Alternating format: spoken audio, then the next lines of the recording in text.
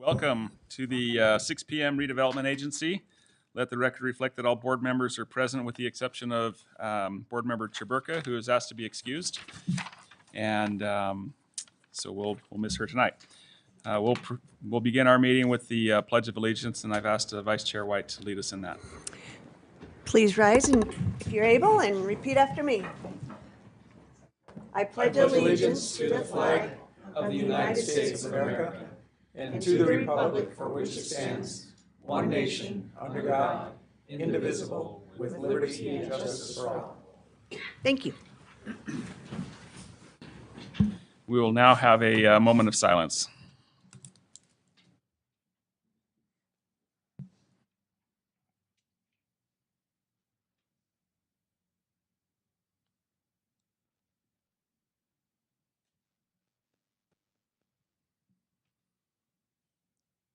Okay, thank you.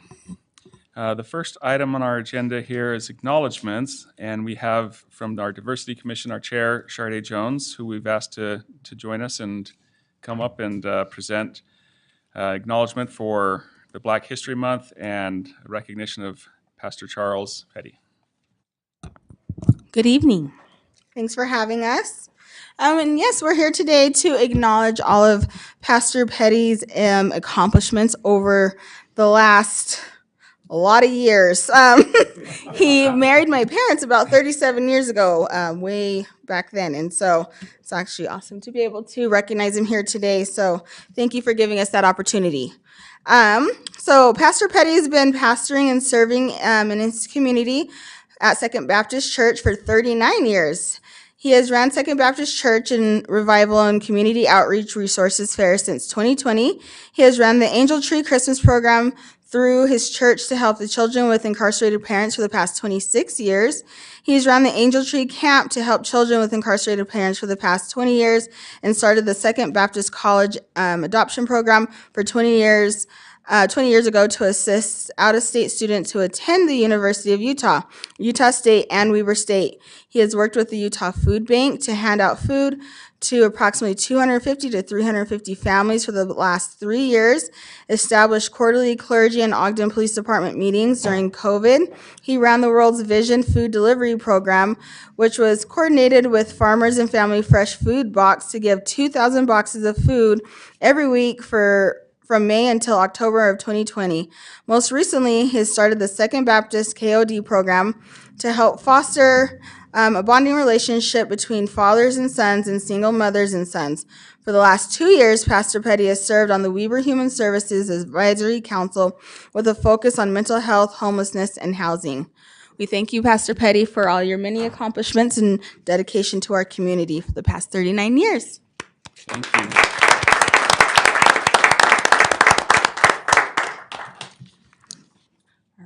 We're gonna. Yeah, can we have Pastor Petty come on up and say a few words? Yeah. That wasn't part of the agenda, but certainly we're grateful to be here today. And I want you to know that it wasn't just myself doing those particular things, but it was a eager group of people that surrounded me, particularly the Second Baptist Church family, where most of those volunteers came from to make those things happen. I just kind of come up with some visions, and they helped me to put it into action. So I'm grateful and appreciative for their willingness to do those particular things, to try to impact our community, to make each and every individual an asset rather than a liability to the community. Of course, we run into some things sometimes that it appears that we might not be as traveling as fast as we like, but nevertheless, we just kind of hesitate and put our foot to the pedal and continue to go forward. So we're just grateful for you all taking time out to acknowledge what has been done, but realize that the work is still much to be done to accomplish what we want to happen in the city of Ogden and surrounding areas. Thank you very much. Thank you.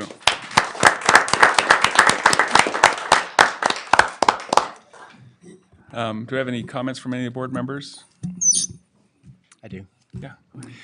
Well, I would just like to acknowledge Pastor Petty, Sister Petty. They are very dear friends, and I've just seen the work that they've done. There's an adage that for many years people like to move out of the inner part of the city and move out to where there's a more comfortable area outside of the city, and that's how sometimes we as leaders look at our community as we take people out of the center part of town and move them to other areas where they can flourish and grow. But Pastor Petty does not accept that kind of direction in his own life. He stays in the inner part of the city, and then he changes everything that's all around him. So I honor you today, my friend, and express thanks on behalf of our city council, and just tell you that you're a man of vision and wisdom and insight and influence. And your influence has been amazing in our community, and just want to express thanks again on behalf of the city and our city council today. So well done. Thank you. Thank you, Councilmember Myers. Yeah, as we commemorate Black History Month, I can't think of a better way than recognizing all of your efforts, and it's an incredible list, really is. If we can have you and your wife come up, and Sharday as well, we can get a picture with the council. That'd be great. Thank you.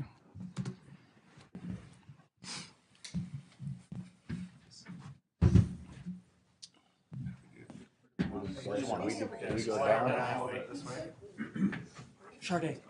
The picture's happening over here. Please be in it. Yeah, please be in it, yeah. All right, we got two tall guys. We're gonna put you in the middle or on the end. Take your pick. You stand behind Pastor Petty, they won't. You won't. Find a window. There we go. Okay, look in here. 1, 2, 3. 1, 2, 3. Here goes 1, 2, 3. I'm not a good photographer, so I had to get it. Mix it up with Pastor, quantity. thank you. Thanks for all you're doing. Thanks a lot. Thanks so much. You gonna get the rest of us? Thank you. I'll pay you later. Oh, yeah. Thanks so much.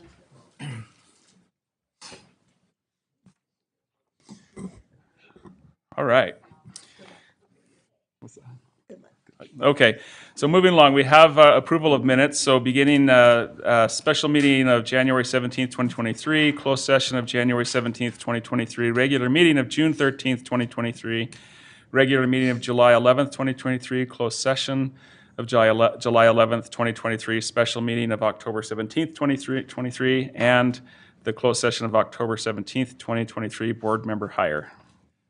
Chair, it wasn't as bad as it seems, but I did have to get in my Wayback Machine, and I did review those, and they appear to be accurate to the best of my recollection. Thank you. Yeah, okay. The special meeting of February 21st, 2023, regular meeting of April 11th, 23, closed session of October 3rd, 23, regular meeting of October 10th, 23, closed session of October 10th, 23, and a special meeting of November 28th, 2023, and the regular meeting of May 9th, 2023, and the special session of June 6th, 2023, board member Blair. Yes, thank you for that opportunity. I have reviewed those and found them to be accurate. Okay, and then finally, we have the closed session of February 21st, 23, special meeting of March 21st, 23, closed session of March 21st, 23, special meeting of August 15th, 23, regular meeting of October 3rd, 23, and the special meeting of November 7th, 23, board member White, Vice Chair White. Yes, I've reviewed those and found them to be accurate, and with that, I will make the motion to approve the minutes. Second. We have a motion to approve the minutes by Vice Chair White and a second by board member Blair. This is a voice vote. All in favor?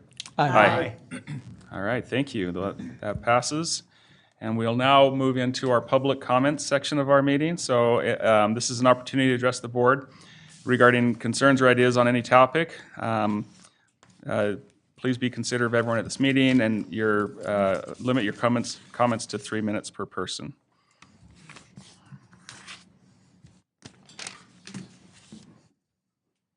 And also, please state your name.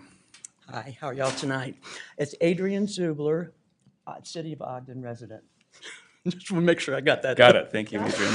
I just want to say, I'm just excited that y'all are honoring Reverend Petty. I've worked with him in different organizations, and just, like I said, I feel like I call him my brother because my brother was 6'4", and he's tall like that, and they were born the same year. So anyhow, I just really think that it's great that y'all have done that. So I hope that we can continue doing more work, and everybody will start joining and volunteering with you.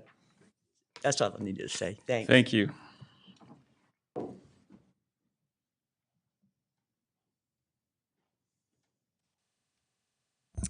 Hi. Good evening. My name is Teresa Bramwell. Welcome to the new council chair and council vice chair. It's nice to see you up here in the front. And I'm going to single you out, Council Vice Chair White, today because I have some things to say. So when I was living here in Ogden in my home that's now burned up, I voted for you. And you probably don't get the opportunity to hear why somebody voted for you, but I'm going to tell you why.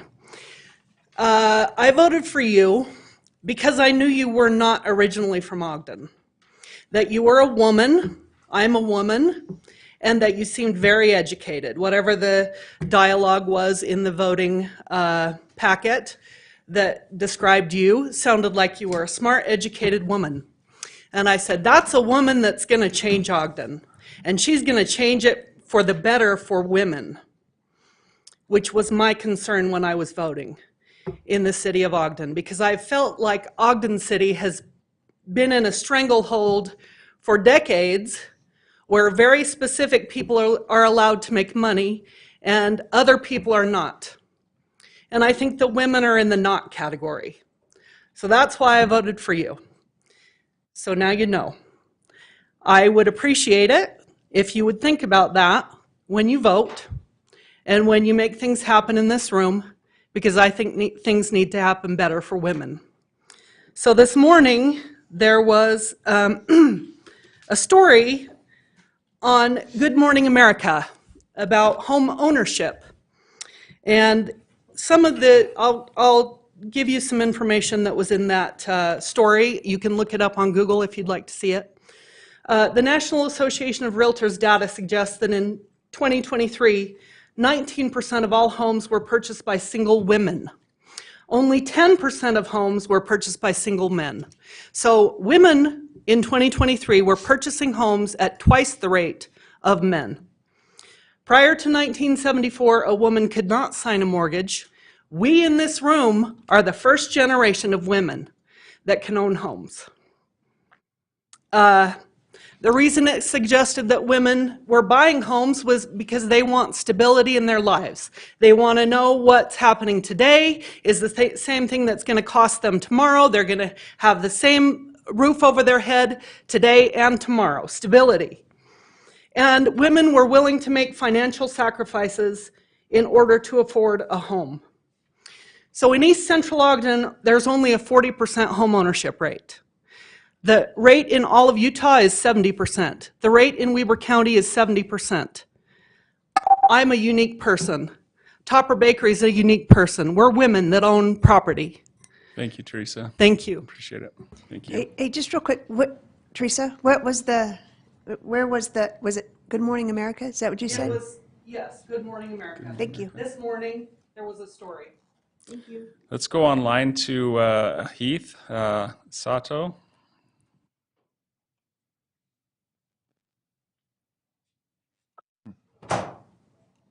Hello? Go ahead. Can you hear me? Okay. Heath Sato, Ogden resident. I'd like to thank Council Member Bart Blair for bringing up an issue about the Brown Ice Cream Building. In work session today, it sounds like we're not going to have an answer today, so I look forward to that soon. The other question I had was regarding when I brought up a few weeks back regarding the Q factor related properties, the one being projects since they've gone bankrupt, what the status is of each of those projects. There was one on Wall that was some of their investors across from Union Station, and another one was the stock building in the DOE. That's it. Thanks. Thank you. Okay, do we have anyone else in the chambers or online that would like to address the council or the board?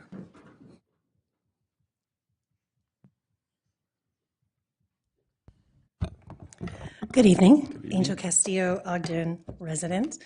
And congratulations on Pastor Petty being honored for the great work that he does. Miss Betty and I and the Ogden NAACP do a lot of work with the church, and the church, any religious organization in general, is an anchor in the community, but Pastor Petty has been there and done a lot of work for some people who really need a guiding hand and a guiding light.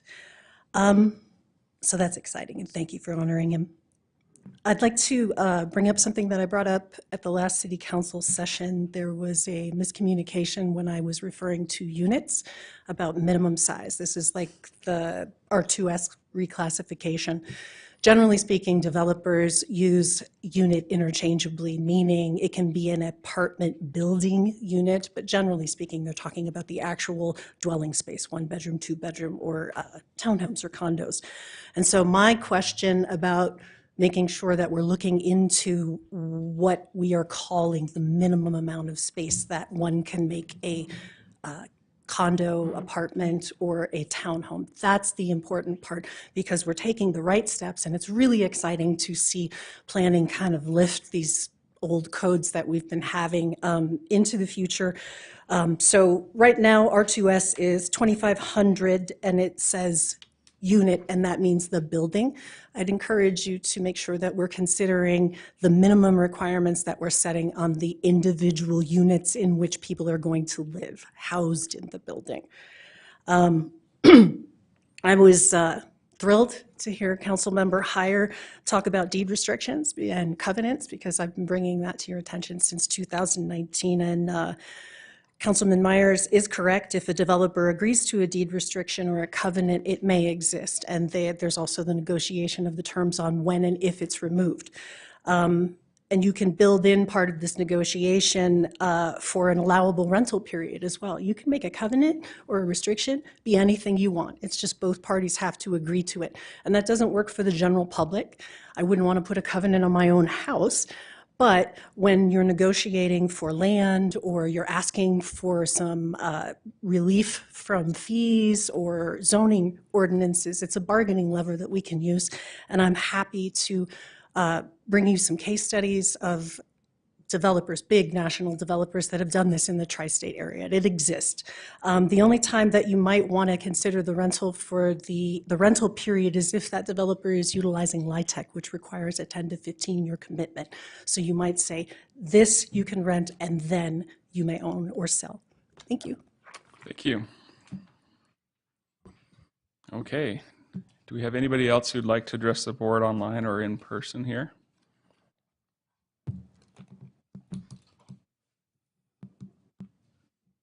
Okay. Thank you. As far as any answers or discussion items to the points that were brought up, there were a couple of questions about the Q Factor projects, and I don't know if administration, if you've got some notes on that or have any comments over there. Sorry. Just wondered if you had any answer or anything you'd like to share regarding some of the points that were brought up. Thank you. Sorry, that was my full intention. I was distracted actually getting clarity on one of them. First, just want to thank Pastor Petty. Ed Bridge was here. He's our recreation manager, and he just left. And props to Ed too for coming for no other reason but to recognize you and to thank you for being a good neighbor. And a really collaborative partner next door during the Marshall White project. So important that that you know that, and just wanted to share that with the council, that amongst all your other contributions, that's one that you have been really helpful in lately. So thank you. So for the Brown's Ice Cream Building, we are absolutely working on answers. I've asked Gary to go through the contract and get details back to me and get some options. I don't have final answers yet, but we are working on them, and we're working on contacting the new owner to see what his plans are for the building, and determining if the old owner fulfilled those obligations that are in the contract, or if they passed on to the new owner, et cetera. And looking into the extension, if an extension was granted or not. But those are all the questions that we have, and we're trying to make sure we get answers for you guys. I don't want to give an incomplete answer right now, so just to let you guys know that we are gathering the information. We will come back with answers, and there will likely be some decision points coming. Also, we weren't asked about it tonight, but for the Dinosaur Park and for the wildlife rehab group, just let you guys know I'm still placed myself right in the middle of that one. Again, my goal is to ensure that both groups succeed. That's the goal. We've got Mike McBride is in touch regularly with the wildlife group. He's been there, like reported last time, to help with painting and so on. We've been able to facilitate, and this is what I was distracted by. He reported in director's office, or director's meeting this morning, that I think it was over 100 hours of volunteer labor that's been donated through and facilitated through the city so far to help. I know they're making progress on the building. We're keeping track of that progress to see how it's lining up with the timeline, and we're in touch with the Dino Park as well to make sure that they are tracking on their progress as well. But just want to put it out there, the goal is for both to succeed, not one at the cost of the other. So I'm trying to make sure that that's the final outcome. And if we need to talk about more resources for one or for the other to ensure it, we'll have those talks. So for the Q factor question, Mara was working on it today, so I was going to ask her to answer that for us. Sure. Just a couple comments. First of all, about the building itself. That has been secured, and so there's fencing around it. We have two cameras in different locations, and just trying to keep that building as secured as possible. And then as far as Exchange? Q, Stock exchange? yeah, the exchange building down there. And then as far as Q Factor, we are in communication with them, and that agreement is likely in default, and we are considering the next steps. And so again, I'll try to continue to get information as best as I can and report back on that. That no property transferred or anything. That was all part of the original, agreement there. Okay. All right. Comments from executive director? Anything else? Good. Any from board members? Chair, Yes. I would love to say something if you don't mind. And I appreciate Board Member Myers speaking for all of us on behalf of Pastor Petty. I couldn't have said it better, so I appreciate you taking that for us. I would like to thank Sharday and her work at the Diversity Commission. I've really enjoyed having them bring these wonderful residents and these wonderful community members to our attention and allow them the opportunity to be recognized. So I appreciate the tremendous work that you and the Diversity Commission is doing, and I really enjoyed this format and this new way of highlighting individuals that are definitely in need of recognition. To Pastor Petty, during Sharday's brief little synopsis of all your accomplishments, she talked about your tremendous impacts. And I've said earlier in other meetings that I truly believe in the motto "bloom where you're planted." But it's wonderful to be able to come here, and it's one of my favorite parts of being on the city council, that we get to hear from and see and be associated with so many people that are doing tremendous things throughout the community. And if we all take your example and try to bloom where we're planted and make an impact. One impact might not reach the entire city, but if we all do it, there's going to be so many little impacts, and we're definitely going to be able to make this community so much better. So I appreciate you.